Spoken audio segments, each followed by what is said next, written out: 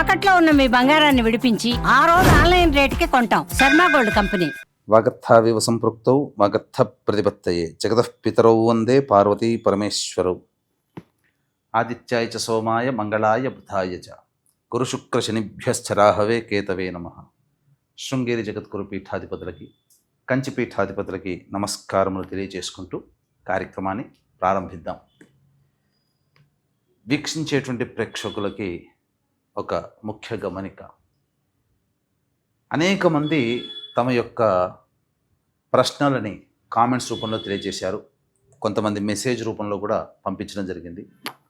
అందులో ప్రధానంగా గమనించింది ఏంటంటే, ఎలాగో జన్మించిన నక్షత్రము, ఆ నక్షత్రాన్ని బట్టి ఒక రాశి ఉంటుంది, ఆ రాశి ప్రకారము మేము చూసుకోగలుగుతున్నాం. కానీ మా పెద్దలు వాళ్ళకి డేట్ ఆఫ్ బర్త్ అనేటువంటిది తెలుసు, కానీ అలాగే ఏ సంవత్సరంలో పుట్టారో తెలియదు. మరి అటువంటి వాళ్ళు కూడా చూసుకోవాలంటే ఎలా అనేటువంటి ఒక ప్రశ్నని తీసుకురావడం జరిగింది. కాబట్టి వీళ్ళందరినీ కూడా దృష్టిలో పెట్టుకొని ఇప్పుడు ఏ నక్షత్రము ఏ రాశి వాళ్ళైతే జన్మిస్తారో ఆ రాశి మరియు ఒక మంత్లో ఒక డేట్ నుంచి ఇంకొక డేట్ మధ్యలో పుట్టినటువంటి వాళ్ళు ఒక రాశికి చెందిన వాళ్ళుగా మనకు తెలియచేయడం జరుగుతుంది శాస్త్ర ప్రకారము. కాబట్టి ఈ యొక్క గణాంకాలని దృష్టిలో పెట్టుకొని మనం వినూత్నంగా రాశితో పాటుగా ఒక నెలలో పుట్టినటువంటి వాళ్ళకి, అనగా ఉదాహరణకి ఉజ్జాయింపుగా ఏ రాశికి చెందుతారో ఆ రాశి వాళ్ళని మనం క్రోడీకరించుకొని ఈ యొక్క నూతన విధానంగా మనం తెలియచేయడం జరుగుతుంది. ఒకవేళ రాశికి సంబంధం లేకపోయినా మీరు జన్మించిన జన్మ తేదీ మరియు జన్మ నెల ఏదైతే ఉంటుందో జన్మ మాసమును బట్టి మీరు ఒక రాశికి చెందుతారు. ఆ రాశిది ఆ ఫలితాలు కూడా మీకు కూడా ఉపయోగంగా ఉంటాయని చెప్పి తెలియచేయవచ్చు. అలాగే ప్రస్తుతం గమనించుకున్నట్లయితే ఈ యొక్క ద్వాదశ రాశుల వారికి సంబంధించినటువంటి శుభ అశుభ ఫలితాలు అనేటువంటివి మీకు క్లుప్తంగా తెలియచేయడానికి ప్రయత్నం చేస్తాను. ఇక వివరాల్లోకి వెళ్ళిపోదాం.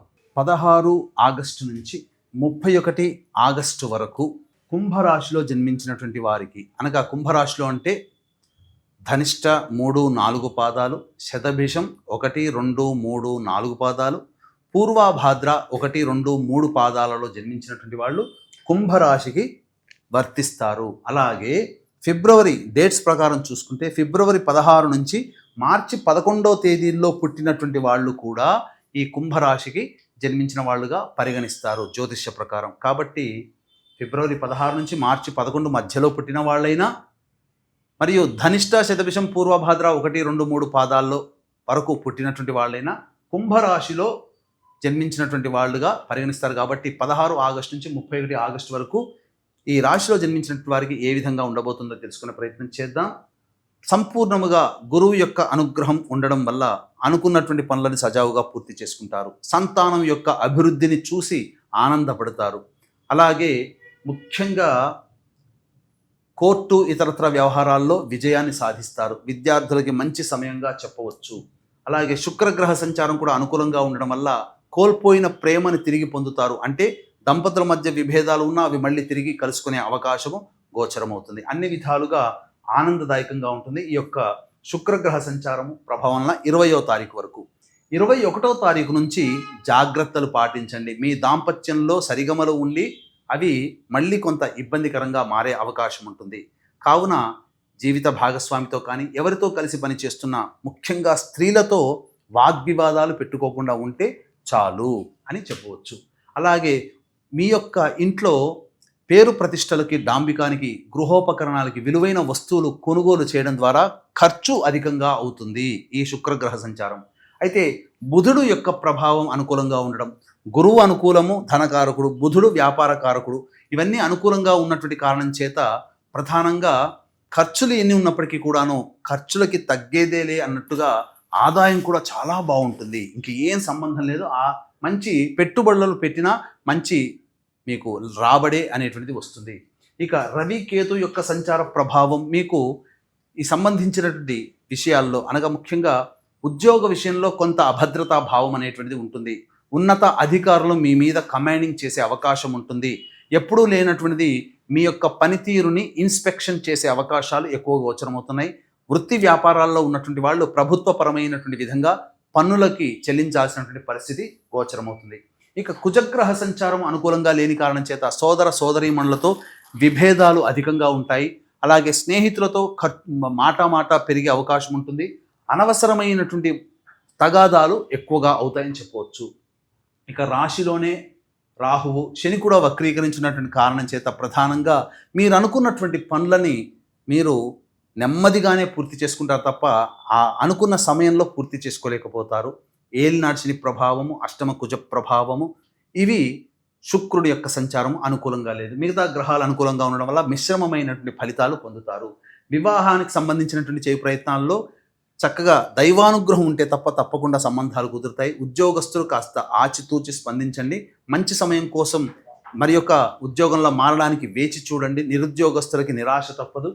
అలాగే విద్యార్థులకి మంచి ఉన్నత విద్యా అవకాశాలు పెరుగుతాయి.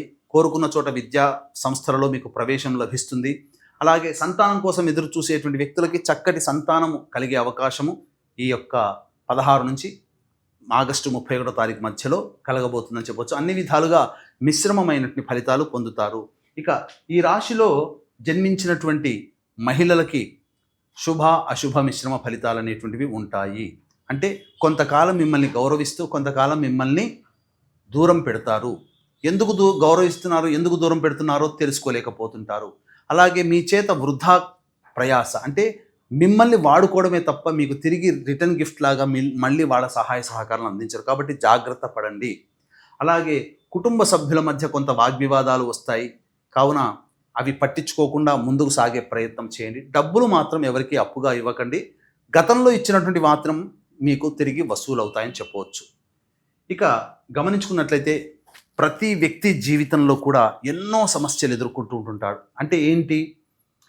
ప్రధానంగా ఎంత కష్టపడ్డా ఆ కష్టానికి తగ్గ ప్రతిఫలం లభించకపోవడం, ఎన్ని పూజలు చేసినా ఆ పూజలు నిష్ఫలంగా అనిపించడం, అలాగే ప్రధానంగా ఈ సంబంధించినటువంటి అన్ని అవకాశాలు నోటి దాకా వచ్చి వెనక్కి వెళ్ళిపోతూ ఉండడం, వివాహాలు జరగకపోవడం, సంతానం కలగకపోవడం, దాంపత్య విభేదాలు తరచూ ఉండడం, ఒకటా రెండా ప్రతి ప్రయత్నంలోనే వెనకడుగే తప్ప ముందడుగు లేకపోవడం, నిరాశ నిస్పృహలతో జీవించాల్సి రావడం చాలామంది జీవితాల్లో ఉంటుంది.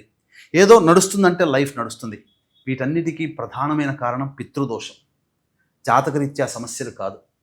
ఈ పితృదోషం అంటే తండ్రి వైపు 6 తరాలు, తల్లి వైపు 3 తరాల్లో ఏమైనా దుర్మరణాలు, అంటే road accident, fire accident, suicide attempt, నదిలో బావిలో పడి చనిపోవడం, ఇంట్లోంచి వెళ్ళిపోవడం, లివర్ ఫెయిల్యూర్, కిడ్నీ ఫెయిల్యూర్, క్యాన్సర్తో చనిపోవడం, 60 సంవత్సరాల లోపల ఏ విధంగానైనా చనిపోయినా, పిండ ప్రదానాలు పెట్టకపోయినా, ఇవన్నీ పితృదోషాలు అంటారు.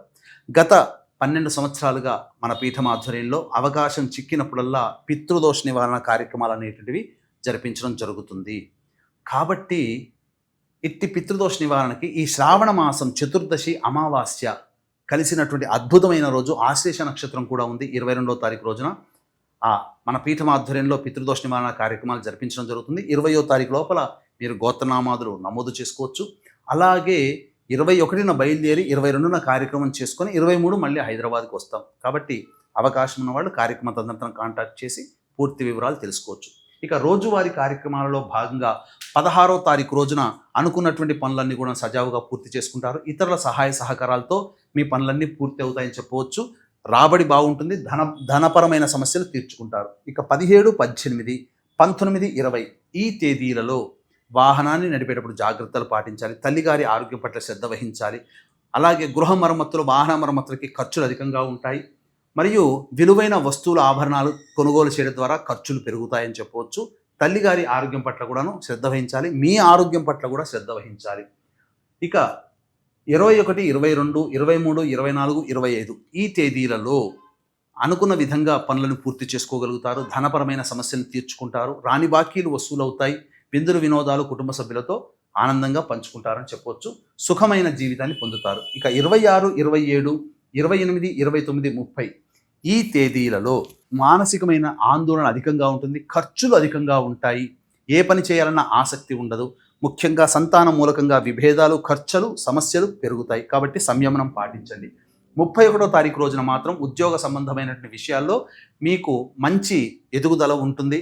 వృత్తి వ్యాపారాల్లో కూడా మీకు ఎదుగుదల ఉంటుందని చెప్పవచ్చు. తర్వాత మిశ్రమమైనటువంటి ఫలితాలు కలుగుతాయి. కాబట్టి ఈ యొక్క కుంభరాశిలో మరియు అనగా ఫిబ్రవరి 16 నుంచి మార్చి 11 మధ్యలో పుట్టినటువంటి వాళ్ళకి ఈ వచ్చేటువంటి సమస్యల పరిష్కారం కోసం ప్రతిరోజు దత్త అష్టకం, దుర్గా అష్టోత్తరం రోజుకి 3 సార్లు పఠించని చాలా సమస్యలు తీరుతాయని చెప్పవచ్చు.